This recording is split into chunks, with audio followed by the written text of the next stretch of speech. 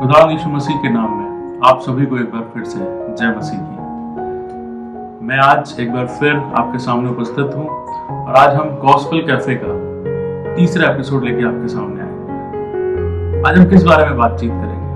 अब तक के 2 एपिसोड जो आपने बहुत सराहे हैं उनमें हमने बात की इतिहास के बारे में। फसह का पर्व इतिहास से आता है, उज्जा फिर इतिहास से आता है, मगर आज मैंने सोचा कि हम लोग करंट टाइम्स के बारे में बात करते हैं, आज के समय के बारे में बात करते हैं, वर्तमान के बारे में बात करते हैं, प्रेजेंट टाइम्स के बारे में बात करते हैं। और प्रेजेंट टाइम्स की जब हम बात करते हैं तो आज का सबसे ज्वलंत विषय जो है वो क्या है?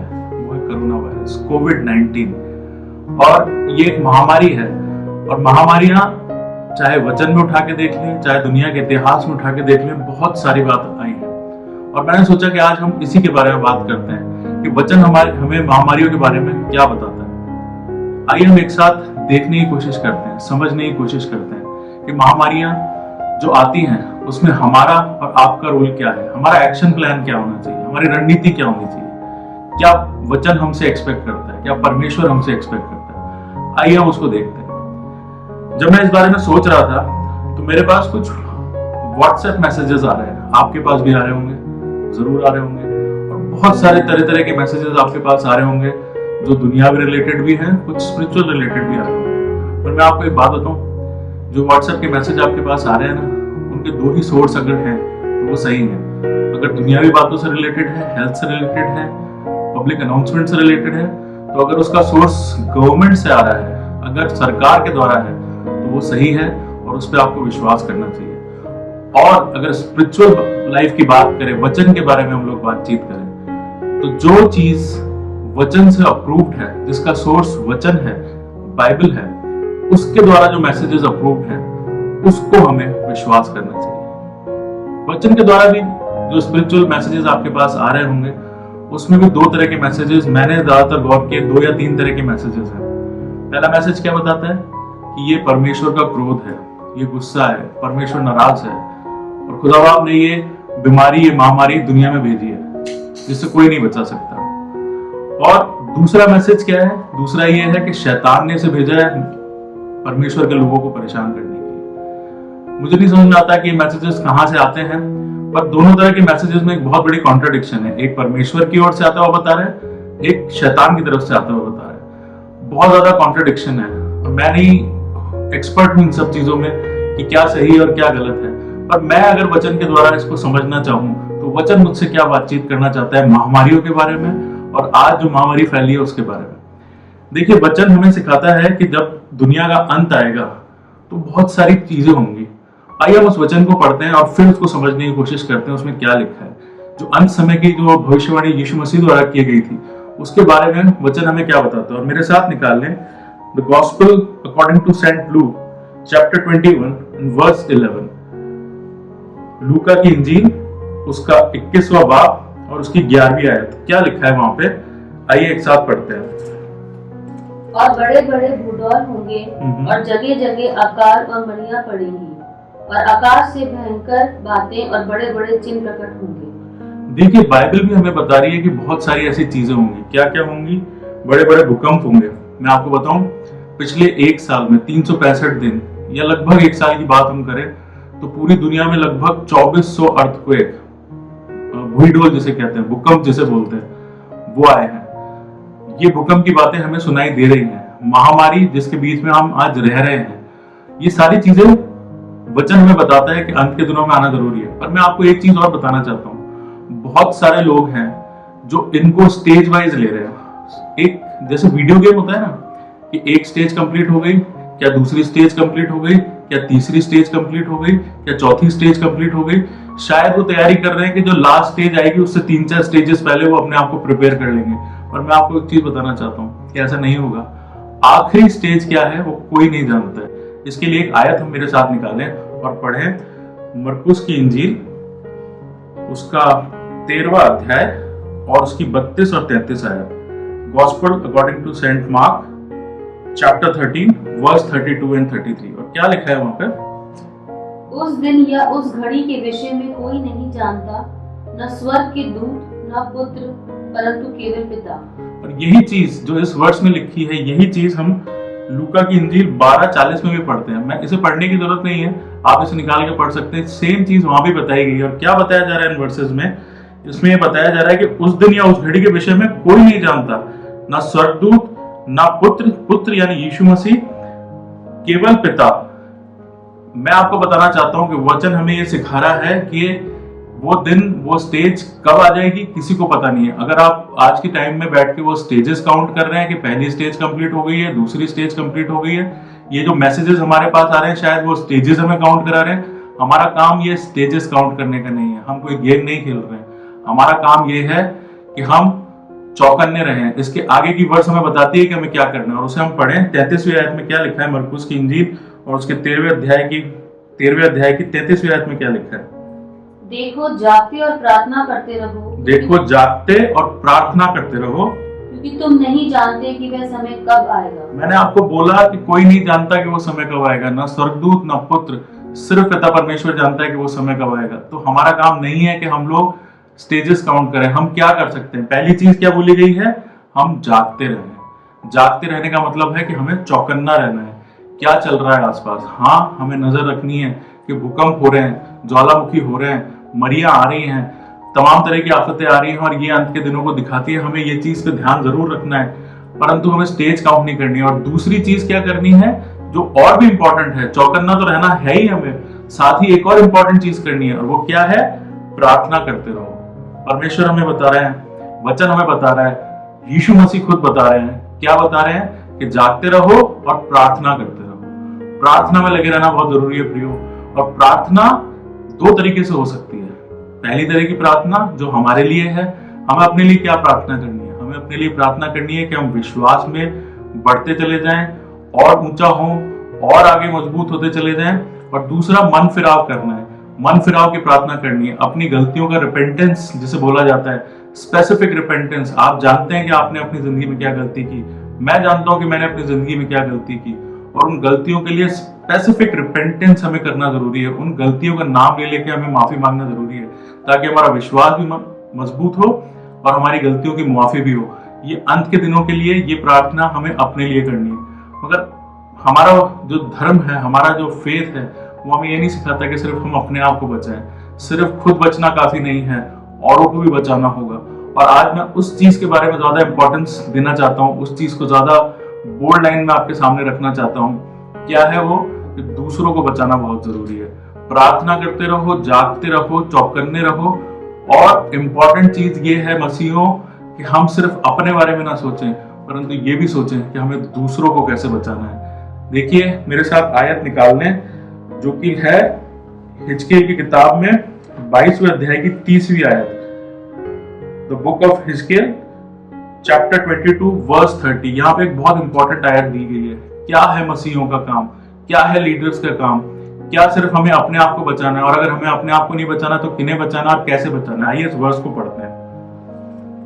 और मैंने उनमें ऐसा मनुष्य ढूंढना चाहा जो बाड़े को सुधारे और देश के निमित्त नाके में मेरे सामने ऐसा खड़ा हो कि मुझे उसको नाश ना करना पड़े, परंतु ऐसा कोई ना मिला। देखिए परमेश्वर ने जब भी मरी आई, जब भी परेशानियां दुनिया में आई हैं, जब भी परमेश्वर का क्रोध भड़का है, तो उसने लोगों को ढूंढा है। उसने मूसा को ढूंढा है, उसने नूह को ढूंढा है, उसने यीशु मसीह को भेजा और वो तरह तरह से लोगों को ढूंढता रहा। हारून था और भी बहुत सारे ऐसे लोग थे जिनको परमेश्वर ने हमेशा ढूंढा है कि वो उसके लोगों को बचा सके। यहाँ पे भी परमेश्वर वही बात बोल रहा है कि मैं उनमें से ऐसा मनुष्य ढूंढना चाहता हूँ जो बाड़े का सुधार करे। बाड़े का मतलब ऐसी जगह जहां उसके भेड़ बकरियां रहती हैं। भेड़ बकरियों से यहाँ पे क्या डिनोट किया जा रहा है?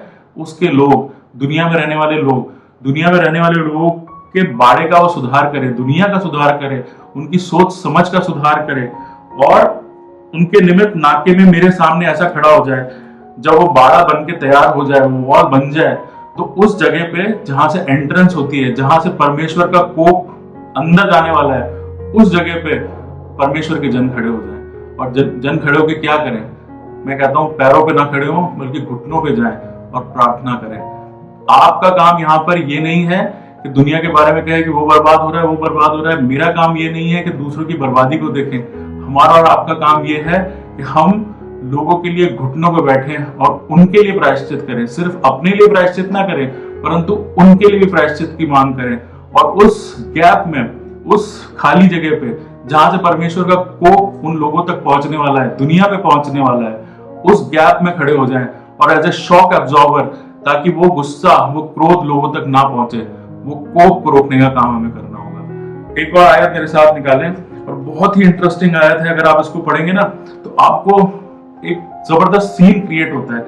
उस सीन को मैं आपके सामने रखना चाहता हूँ, और स्टैंडिंग इन द गैप जिसकी बात मैं कर रहा हूँ वो क्या है, उसको और बेहतर ढंग से वो सीन समझाता है। मेरे साथ निकालें गिनतियों की किताब, उसका 16वां अध्याय और उसकी 47वीं और 48वीं आयत। The book of numbers chapter 16, 47 and 48 word. और वहां पे उसको पढ़ने से पहले मैं आपको बताऊं कि वहां इतिहास वहां हो क्या रहा था।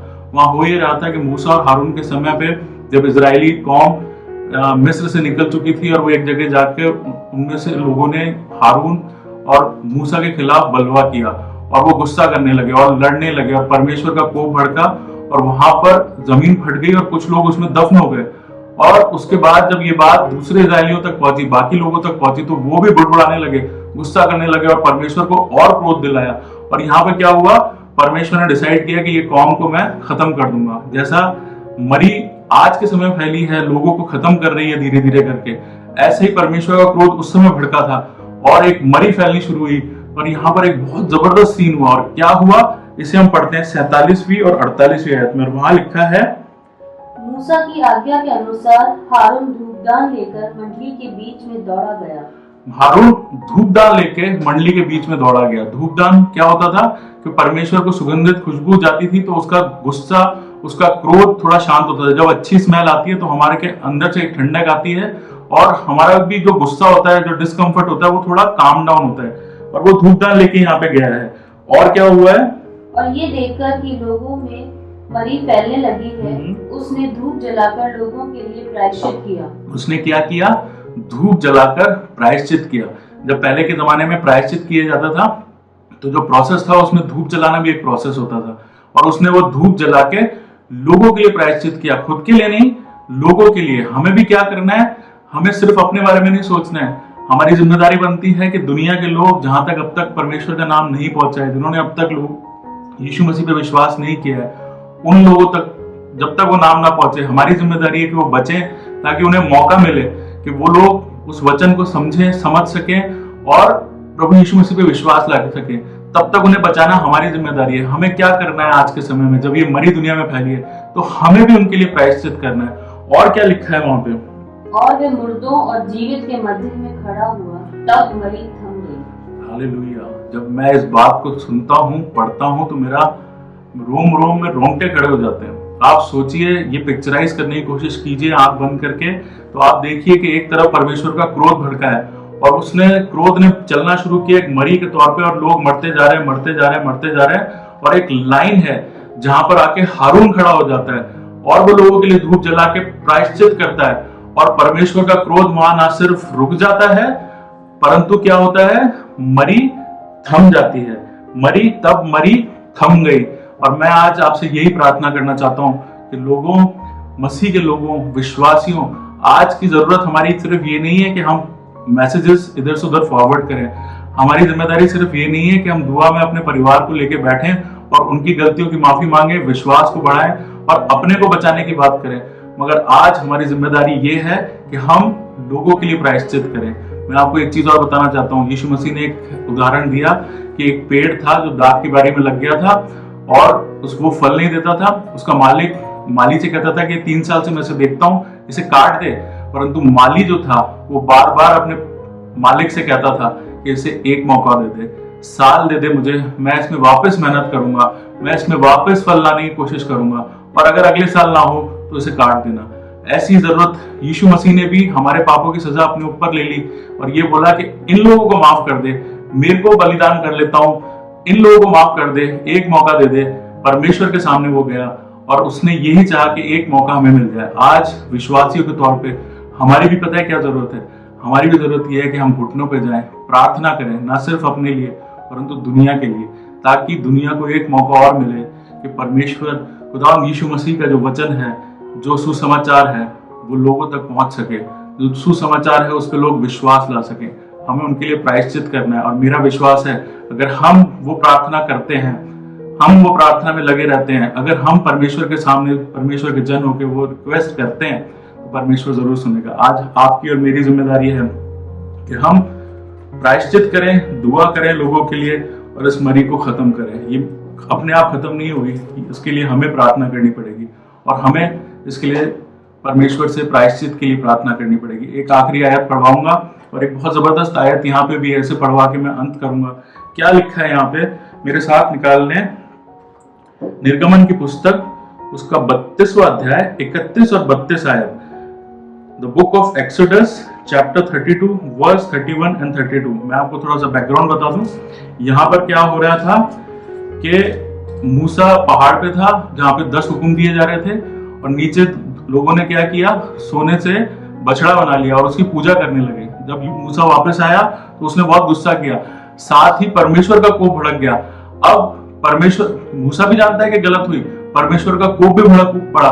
मगर मैंने जैसे आपको बोला कि standing between the gap, shock absorber का काम आपको करना पड़ेगा, मुझे करना पड़ेगा। वही एग्जाम्पल यहाँ पर। और क्या लिखा है, मेरे साथ पढ़े 31वीं और 32वीं आयत। यहाँ पे लिखा है, तब मूसा यहोवा के पास जाकर कहने लगा कि हाय हाय, उन लोगों ने सोने का देवता बनवाकर बड़ा ही पाप किया है। यहाँ पर मूसा मान रहा है इस चीज को कि हाय, लोगों ने पाप किया है। हमें भी जब प्रार्थना में परमेश्वर के पास जाना है तो ये मान लेना है कि हाँ, लोगों से पाप हुआ है। दुनिया में ऐसी घटनाएं बढ़ रही हैं, ऐसे पाप बढ़ रहे हैं जो नहीं होने चाहिए थे। हाय है उन लोगों पर, उन्होंने गलती की है। परंतु इसके अगली वर्ष ये है आशीष का समाचार, ये है मेरा और आपका काम, ये है जो परमेश्वर ने काम हम लोगों को सौंपा है इस मरी के समय में। क्या है, वर्ष पढ़ते हैं। तो भी अब तू उनका पाप क्षमा कर। मूसा जानता है कि उनसे पाप हुआ है, मूसा जानता है कि उनमें अविश्वास है, मूसा जानता है कि वो रास्ते से भटक गए हैं, उनका विश्वास परमेश्वर पे नहीं रहा है। पर वो क्या कह रहा है, वो ये कह रहा है कि तो भी अब तू उनका पाप क्षमा कर। और सिर्फ पाप की क्षमा नहीं मांग रहा है, क्या कह रहा है वो, आगे क्या लिखा है, नहीं तो अपनी लिखी हुई पुस्तक में से मेरे नाम को काट दे। नहीं तो अपनी लिखी हुई पुस्तक में से मेरे नाम को काट दे। यानी कि वो पाप जो उन लोगों ने किया है उसका भागी मूसा होने को भी तैयार है। जीवन की पुस्तक में से वो अपना नाम भी कटवाने को तैयार है।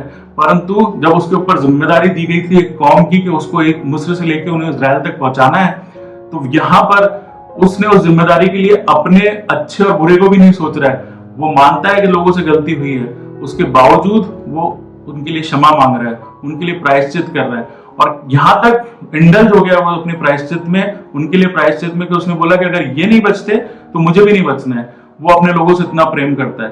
क्या मैं और आप मसीह होकर सचमुच में एक दूसरे से, इस दुनिया से इतना प्रेम करते हैं कि हम उनके लिए प्रार्थना में घुटने पे जाए? क्या मैं आपसे एक अपील कर सकता हूँ कि आज जब भी आप प्रार्थना करने जाएं, अपने परिवार को लें या अकेले भी बैठें, तो ना सिर्फ अपने बचाए जाने के लिए, इस मरीज से अपनी सुरक्षा के लिए, इस मरीज से अपने परिवार की सुरक्षा के लिए प्रार्थना करें, और प्रार्थना करें इस दुनिया के लिए। आपके आसपास के वो लोग जिन्होंने अब तक विश्वास नहीं किया है, उनको भी मौका मिले और प्रायश्चित करें उनके लिए। मैं आपसे ये कॉल देना चाहता हूं कि आप आज जब भी प्रार्थना करने बैठें तो अपने आसपास के लोगों के लिए प्रार्थना करें, इस मरी को खत्म करने के लिए प्रार्थना करें, उससे शॉक एब्जॉर्बर की तरह उस गैप में खड़े हो जाएं और परमेश्वर से बोले, क्रोध अगर तेरा है तो मैं तेरे सामने खड़ा हूं, मेरी बात को सुन ले, मेरी वजह से इन लोगों को क्षमा कर दे। आज मेरा और आपका काम यही है। क्या आप तैयार हैं? मैं विश्वास करता हूं ये वचन आपको आशीष देगा और आप आज ही प्रार्थना करके इस मरी के खत्म होने के लिए, लोगों के प्रायश्चित के लिए प्रार्थना करेंगे। और मैं ये भी विश्वास करता हूं कि आज हम सबकी प्रार्थना के द्वारा ये महामारी खत्म हो जाएगी। खुदा यीशु मसीह के नाम में आप सभी को एक बार फिर से जय मसीह की। आप सबको मेरा सलाम। मैं विश्वास करता हूं कि द गॉस्पेल कैफे जो भी वचन आपके साथ शेयर कर रहा है वो आपको पसंद आ रहा होगा। मेरी एक रिक्वेस्ट है कि अगर ये सारी बातें जो मैं आपसे कर रहा हूँ, हम इस गॉस्पेल कैफे के द्वारा आप तक लेके आ रहे हैं, अगर ये आपको आशीषित किसी भी तौर से कर रही है, तो आप प्लीज इस चैनल को लोगों के साथ शेयर करें, इन वचनों को लोगों के साथ शेयर करें। अगर ये चीज आपको आशीष दे रही है तो लोगों को भी आशीष देगी। अगर ये आपकी आशीष का कारण नहीं बन रही है और कोई ऐसी चीज है जिसमें आप मुझे करेक्ट करना चाहते हैं या आप चाहते हैं कि आप अपने व्यूज भी हमारे साथ शेयर करें, तो मैं आपको वेलकम कहना चाहता हूँ। आप मैसेज के कमेंट बॉक्स में लिखें या आप चाहें तो मैं अपना नंबर आपके साथ शेयर करता हूँ, उस पर लिखें। मैं चाहता हूँ कि लोग इसको 2 वे कम्युनिकेशन करें, सिर्फ सुन के नहीं परंतु साथ में सीखने का हमारा पर्पस पूरा होना चाहिए। अगर आप आने वाले एपिसोड्स के लिए कोई ऐसा टॉपिक शेयर करना चाहते हैं जिसपे हम लोग सीखें और समझाएं और साथ में समझें, तो भी हमारे साथ शेयर कीजिए। मैं विश्वास करता हूँ कि ये चैनल जो है ये आप लोगों के लिए, हम सब के लिए एक लर्निंग का सोर्स बनेगा और हम सब लोग एक साथ एक दूसरे को सिखाते हुए सीखते हुए आगे बढ़ेंगे। जय मसीह की।